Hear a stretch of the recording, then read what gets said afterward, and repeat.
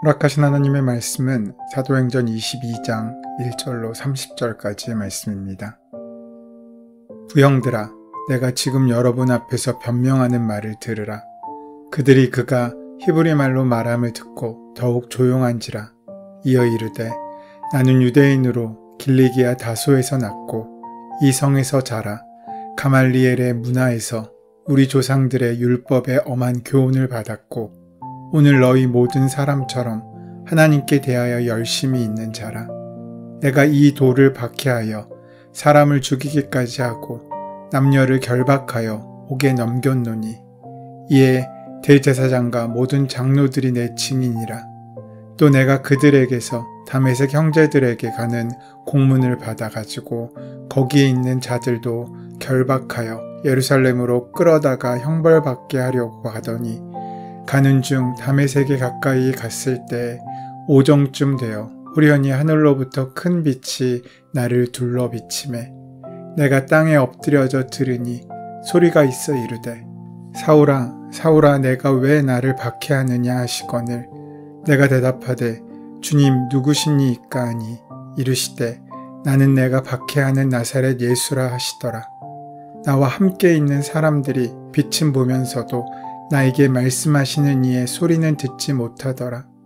내가 이르되, 주님 무엇을 하리이까? 주께서 이르시되, 일어나 다메섹으로 들어가라.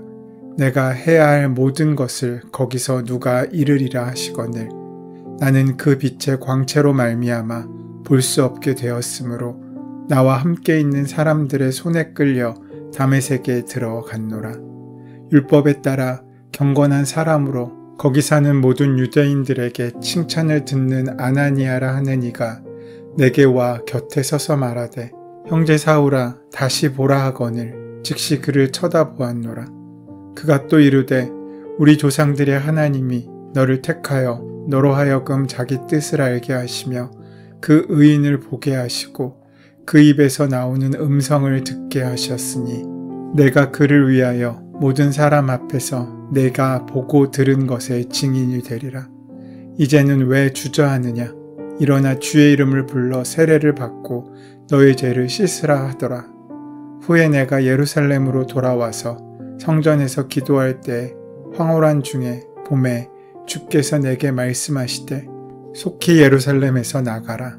그들은 내가 내게 대하여 증언하는 말을 듣지 아니하리라 하시거늘 내가 말하기를, 주님 내가 주를 믿는 사람들을 가두고 또 각 회당에서 때리고 또 주의 증인 스데반이 피를 흘릴 때에 내가 곁에 서서 찬성하고 그 죽이는 사람들의 옷을 지킨 줄 그들도 아나이다. 나더러 또 이르시되, 떠나가라. 내가 너를 멀리 이방인에게로 보내리라 하셨느니라.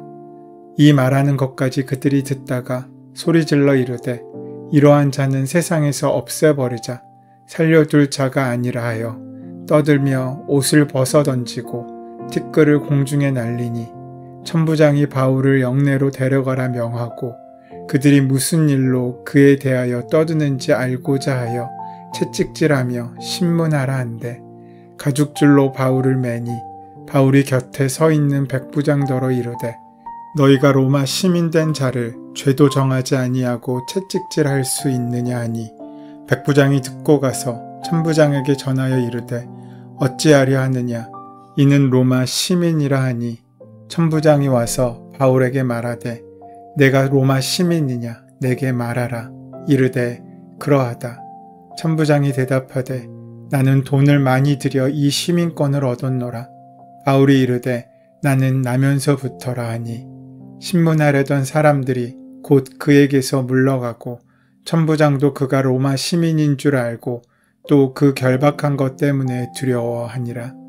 이튿날 천부장은 유대인들이 무슨 일로 그를 고발하는지 진상을 알고자 하여 그 결박을 풀고 명하여 제사장들과 온 공회를 모으고 바울을 데리고 내려가서 그들 앞에 세우니라.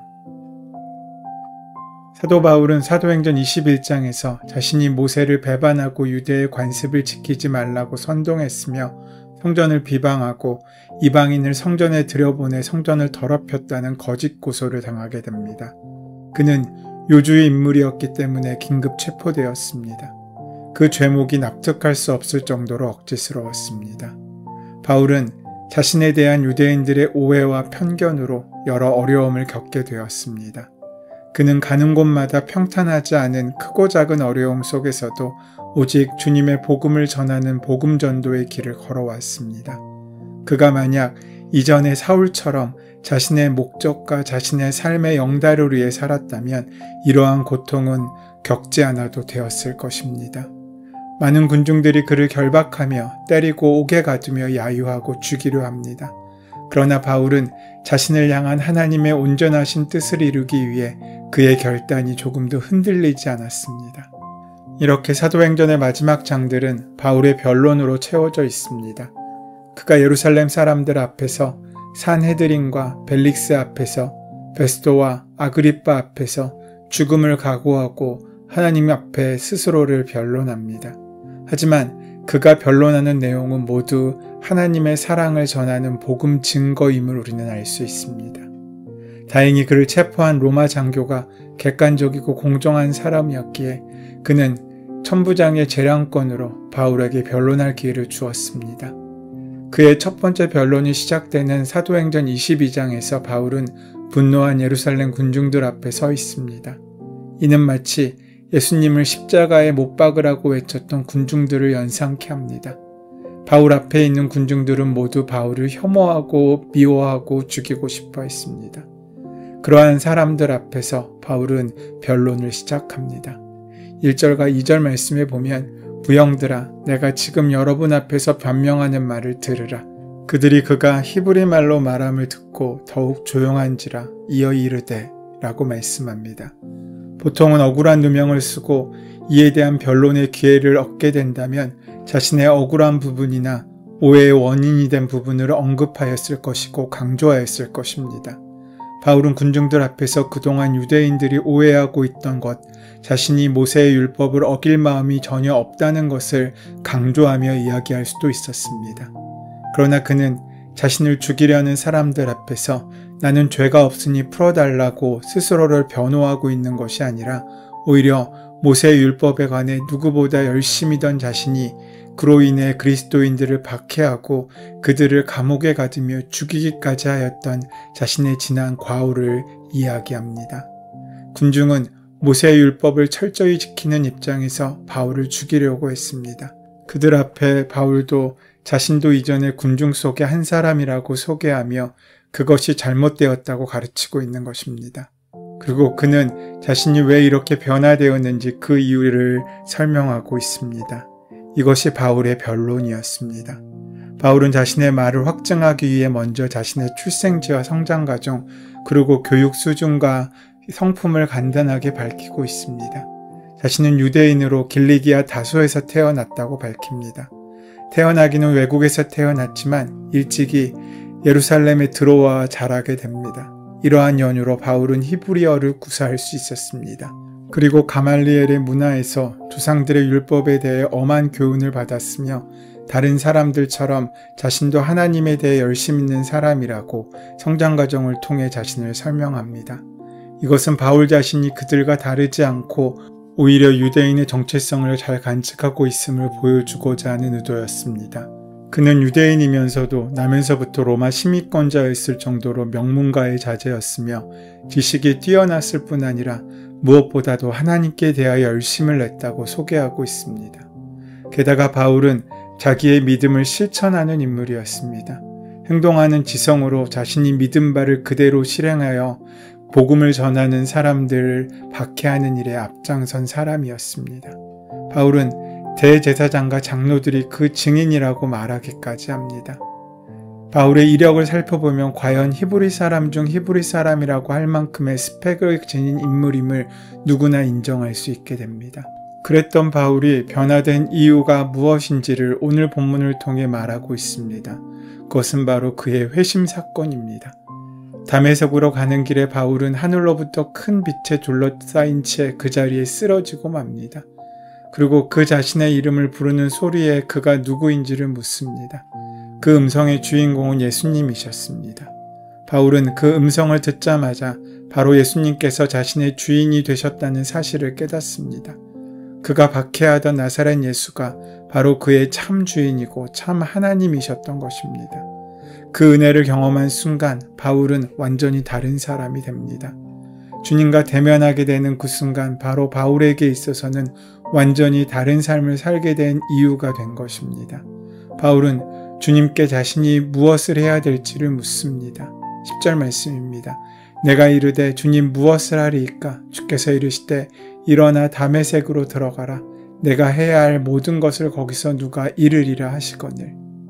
이후 바울은 주님의 명령을 따라 다메섹에 머물며 그 지역에서 유대인들에게 존경을 받았던 아나니아를 만나게 됩니다. 주님께서는 바울을 만나 주셨고 그를 완전히 굴복시키셨습니다. 그동안 바울이 쫓던 인생은 하나님의 뜻을 오히려 거부하며 반대로 살던 삶이었다면 이제 그는 주님의 명령을 따라 그 명령에 죽음마저 기꺼이 들을 수 있는 참된 은혜의 사람으로 변화된 것입니다. 주님께서는 바울의 지난 과거를 들춰내시거나 그 죄로 인한 어떠한 형벌도 내리지 않으셨습니다. 오히려 주님은 바울을 만나주시면서 그의 모든 죄를 용서하신 것입니다. 바울은 세례를 받으며 죄의 길을 떠나 오직 주님의 사명자가 되었습니다. 그러한 바울을 주님께서는 멀리 이방인들에게 주님의 사랑을 전하는 전달자의 삶을 살기를 바라셨던 것입니다. 그런데 그의 진술에 여기까지 이르자 유대인들은 바울의 이야기를 듣다가 소리를 지르며 이러한 자는 세상에 없애버려야 한다고 화를 냅니다. 유대인들의 반응이 급작스럽게 바뀐 것을 느낄 수도 있습니다. 하지만 처음 그들이 바울을 구타하고 죽이려고 했던 이유가 이방인들을 성전으로 데려와서 성전을 더럽히려 했기 때문이라는 사실을 기억하면 이 반응을 이해할 수 있습니다. 물론 구약 성경을 보면 유대인들도 이방의 빛이 되라는 사명을 받았음을 우리는 볼 수 있습니다. 하지만 유대인들은 이것을 이방인이 유대교로 개종하여 유대인의 관습과 전통을 따른다는 것으로 이해했습니다. 따라서 하나님이 바울에게 이방인에게 나아가 예수를 믿도록 전하셨다는 주장을 도저히 받아들일 수 없었던 것입니다. 그래서 신성모독에 해당하는 참람한 죄라는 뜻으로 옷을 벗어 던지고 티끌을 날리기까지 했습니다. 여기서 우리는 바울과 유대인의 큰 차이를 볼 수 있습니다. 바울은 하나님이 나를 구원하셨기 때문에 여러분도 구원하십니다 라고 말하고 있지만 유대인은 하나님이 나를 구원하셨기 때문에 당신은 구원하지 않으실 것이라고 말하고 있는 것입니다. 또 바울은 유연하게 어떻게든 같은 점을 찾아 유대인들의 입장에 서려고 했지만 유대인들은 경직되어 어떻게든 다른 점을 찾아 바울을 박해하려고 하고 있는 것입니다. 바울은 오직 하나님의 명령에만 순종했습니다. 그러나 그러한 그의 각오는 이를 조용히 듣고 있던 군중의 분노를 더 키우는 결과로 이어지게 됩니다. 군중들은 바울을 경멸하며 가증스럽게 여겼습니다. 바울은 하나님의 명령에 순종하는 자였지만 그들의 눈에 바울은 하나님의 뜻과 상관없는 오히려 하나님의 법을 어기고 있는 자신들이 그렇게 귀하게 여기는 모세의 율법을 업신여기는 자로 비춰졌기 때문입니다. 이제 군중들은 바울을 가죽줄로 매어 채찍질하고 그를 죽이려 합니다. 이러한 상황 가운데 바울은 자신의 곁에 서 있던 백부장에게 로마의 시민인 자신을 이처럼 아무런 재판 없이 가죽줄로 묶고 채찍질하는 것이 합법적이지 않다고 항변합니다. 백부장은 바울이 로마 시민권자임을 알고 천부장에게 나아가 이 사실을 알립니다. 천부장은 바울이 로마 시민권자인지를 알게 되었을 때 적지 않게 놀랐을 것입니다. 왜냐하면 로마 시민권자인 바울을 합법적인 재판 없이 불법으로 대했기 때문입니다. 이와 같은 사실을 알고 두려워한 천부장은 그에 대한 재판을 정식으로 청구하게 됩니다. 바울은 자신을 죽이라는 사람들 앞에서 오직 주님의 복음만 전하는 일에 힘썼습니다. 자신의 억울함을 변호하기보다 그는 예수님을 오해하는 많은 군중 앞에 주님을 변호하며 주님의 대변인이 된 것입니다.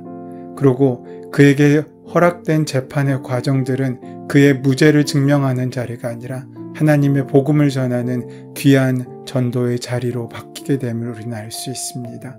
다메섹 도상에서 예수님을 만나고 그는 완전히 새 사람으로 변화되었습니다. 그리고 매일매일의 삶 가운데 자신의 뜻이 아닌 하나님의 뜻을 이루기 위한 인생으로 그 인생이 바뀌고 그에게 허락된 시간들의 의미가 바뀌게 되었습니다.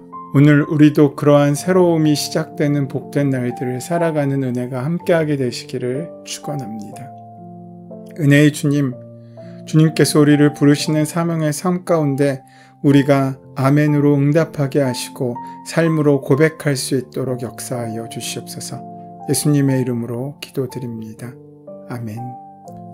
이제 오늘 우리에게 허락하신 본문의 말씀이 오늘 나에게 주시는 주님의 음성으로 들려지기 위하여 본문의 말씀을 깊이 묵상하시고 함께 기도하는 시간 가지도록 하겠습니다. 함께 기도합니다.